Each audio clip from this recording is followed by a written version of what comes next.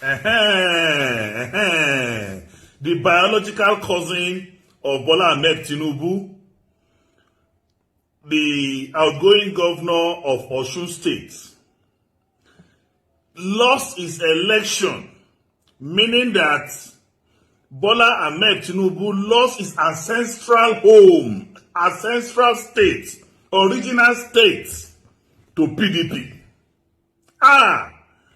Àti gbé APC relé, àti gbé APC relé, àti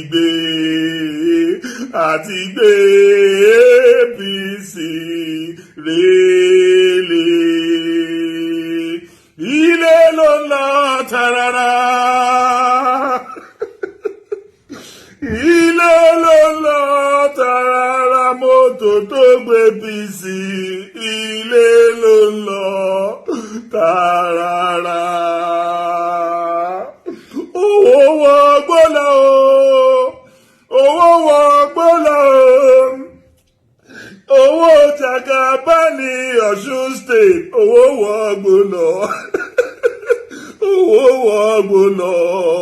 Àwọn tó fi bullion bank gbowó wá, owó wọ gbọ́lá. Ẹ̀yin kọ́ ló kàn. Ẹ̀yin kọ́ ló kàn. Bẹ́ẹ̀ náwó bẹ́ẹ̀ jẹ gbèsè. Ẹ̀yin kọ́ ló kàn. Kí ló tún kù tí ó sọ? Asiwaju, kí ló tún kù tí ó sọ? Ẹni tá a bẹ́ lórí tó ń sẹ̀nu wúyẹ́. Kí ló tún kù tí ó sọ? Kí ló tún kù tí ó sọ? Kí ló tún kù tí ó sọ?